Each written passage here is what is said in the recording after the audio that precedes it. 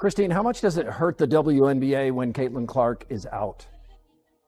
It is devastating to the WNBA when Caitlin Clark is out. I know a lot of us were expecting some sort of dip since Caitlin Clark has been out with injury, but I don't think all of us were expecting the entire viewership of the entire WNBA to be down. And this tweet from Christine Brennan really stuck out to me. She said one player gets injured and more than half the TV audience for the entire league disappears. Has any other athlete ever had that kind of impact on a sport? Golf without Tiger definitely dropped precipitously on occasion. Without Caitlin Clark on board, the WNBA is in a terrible financial position and cannot keep their entire empire from collapsing. The field, demonstrating once more how little this league has learned about safeguarding the lone athlete who helped them become well known after being obscure. This is the tale of a league that keeps hurting itself when its finest player is out, and how their steadfast refusal to accept reality costs them millions of dollars. Many bucks each day. And the truth is the truth, and the data is there.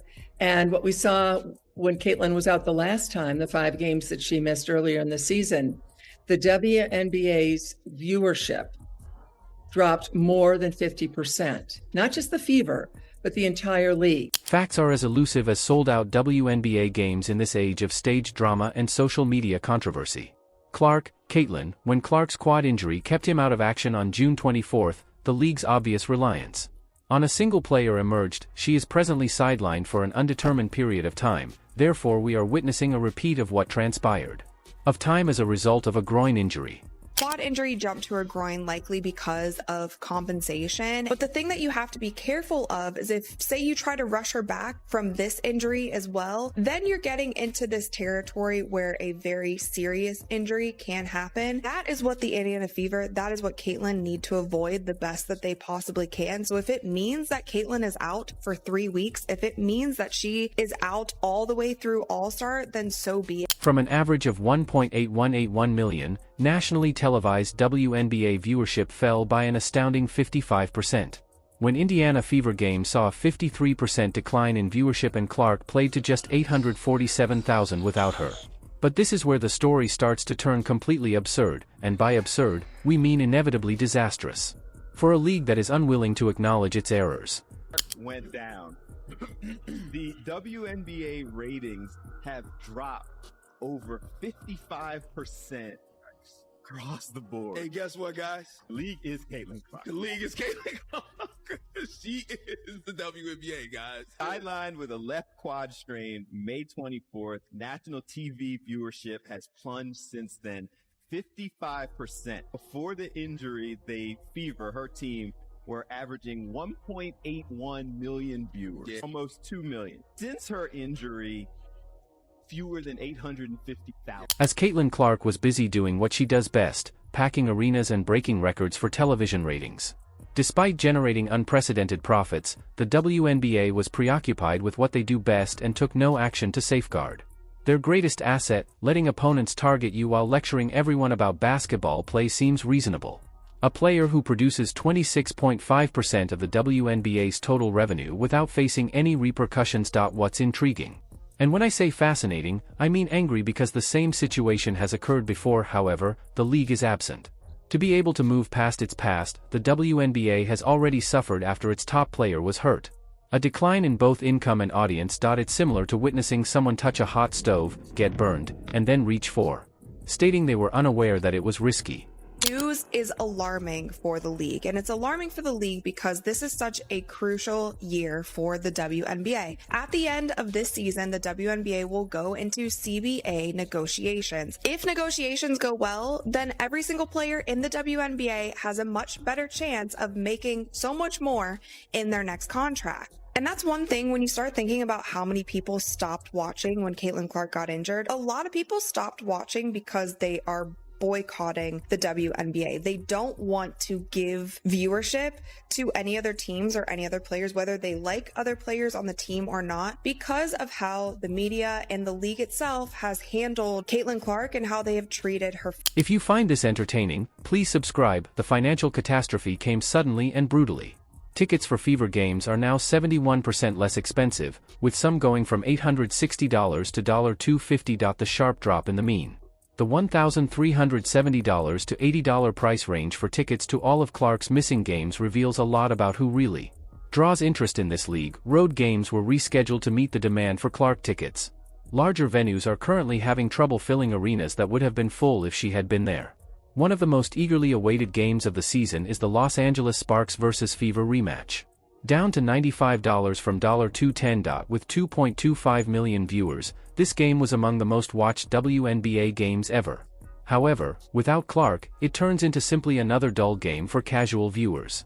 What's really concerning about this is the fact that we are only a month into the regular season, and Caitlin Clark has already been out with 2 injuries. With the first one being her having to miss some time with a left quad strain. Now, of course, this is concerning because if you're already on your second injury, you don't want to be that player that is always hurt. Cough, cough, Embiid, cough, cough, Anthony Davis. So I really do hope that the Fever really sits her out right now for a while, only because you don't want her to have more long-term injuries and be more prone. One of the most outspoken critics of the WNBA's management is seasoned sportswriter Christine Brennan. Of its best player. On her game, Caitlin Clark and the Revolution in Women's Sports, her upcoming book aims to reveal the league's defects. Brennan claimed that after Clark was picked out by opponents once more, the WNBA still fails to match the occasion. This is what viewers see when more people watch than ever before. Brennan's criticism is straightforward and succinct. According to league statistics, Clark alone attracts more than half of the league's television viewers. However, they continue to give her cheap hits and severe fouls, which are only intended to scare her. Their best player. It's similar to witnessing a restaurant owner permit patrons to ridicule the chef, who is the sole draw for clients.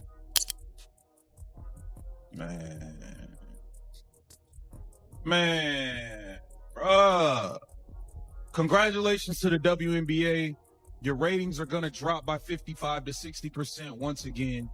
I believe the WNBA have successfully broken Caitlin Clark. It's becoming into a dependable and bothersome habit. Opponents frequently foul Clark because they appear more focused in making remarks as opposed to when playing basketball. 80% of the league's 30 egregious incidents were caused by the Phoenix Mercury.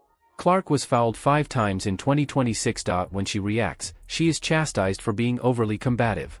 To the actual play, she gets chastised for being overly sensitive while she stays silent. The league won't make the necessary corrections. The circumstance where no one wins. In the meantime, the WNBA ecology as a whole is still suffering, not just the Fever.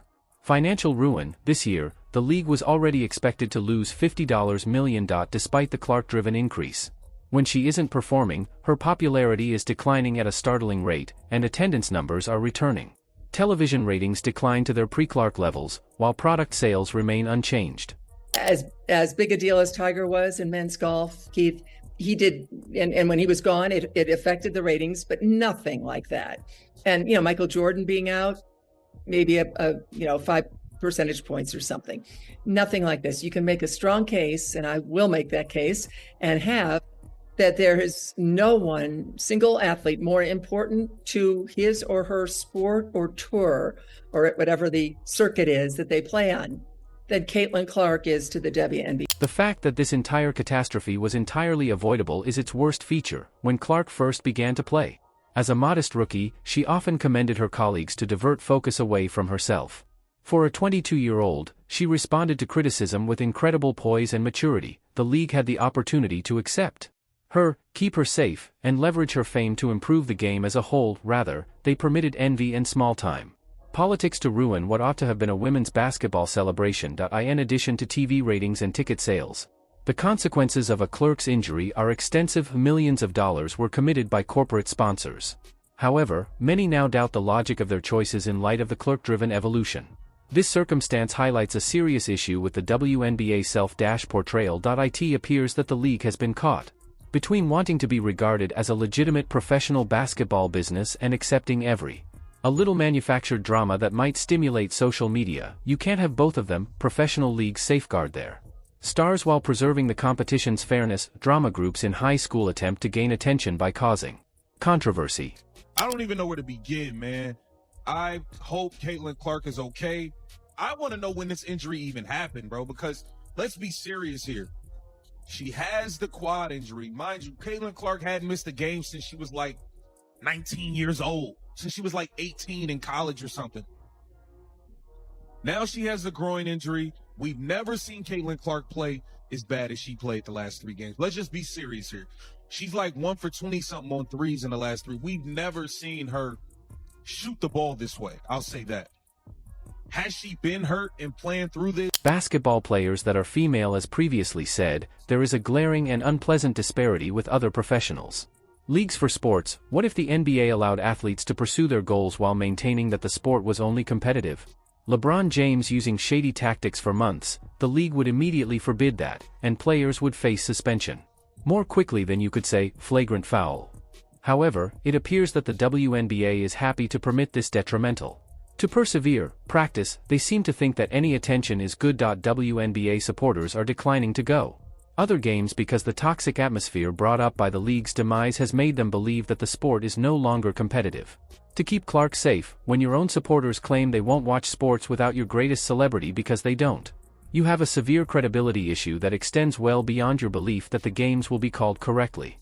Ratings as well as income.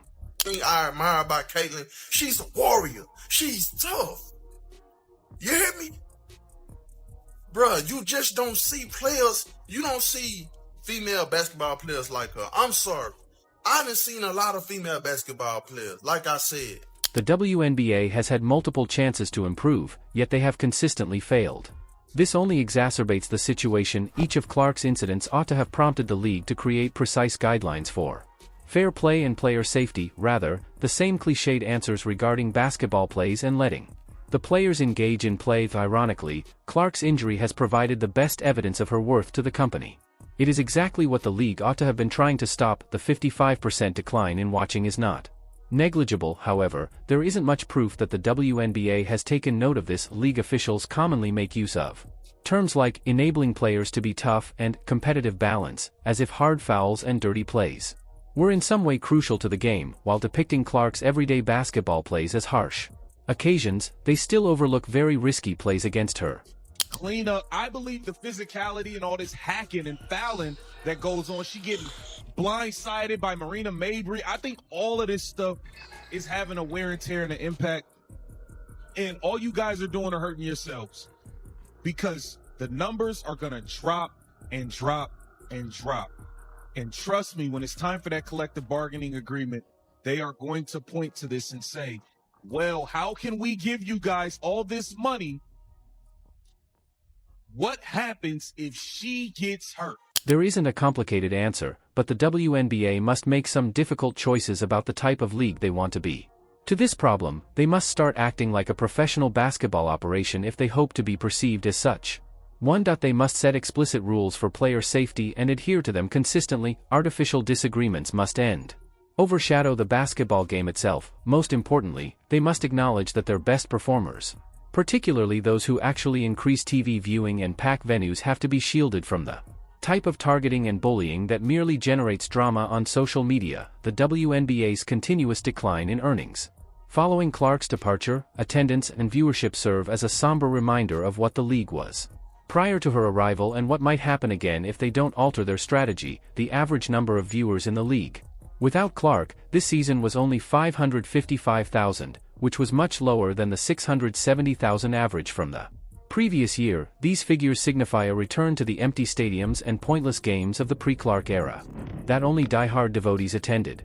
Today, because of the way they play the game, because I love the WNBA, I love the way they play the game, but we really watch it because Caitlin Clark and everybody watching. Now listen, if I keep bumping her, knocking her down, might get her a concussion, you might hurt her for real. For 2 weeks, she was done with like a hamstring. She was down. 55% of the viewership was down. She comes back the next game, it's about 3 million viewers. Now let me tell you something. Growing up in the hood, they teach you this. Always protect the money. Y'all keep hurting her and all that. She's gone for a year or two. Ain't nobody gonna watch it. If nobody watches, how y'all gonna make and generate money? The fact that the situation didn't have to be this way is the worst part of it all. If the WNBA had sufficiently safeguarded, had supported their star athlete, they could have established a solid basis by leveraging Clark's fame for sustained success. Rather, they have constructed a house of cards that falls apart as soon as their strongest draw is eliminated from the court, until they figure out how to safeguard and promote the players that genuinely generate interest in their league. The WNBA will continue to experience these cycles of boom and bust, where the existence or lack of one star decides whether anyone is bothered to listen, whether the WNBA will eventually learn to safeguard this precious resource, or whether they will carry on with this harmful pattern till they have squandered every chance that Clark's fame has given them. The league doesn't appear to be suddenly becoming more sensible. According to what we've observed so far, please enable all notifications, subscribe, and leave a comment with your ideas, so that you don't overlook anything. Once you click the video on the screen, we'll see you in the next one.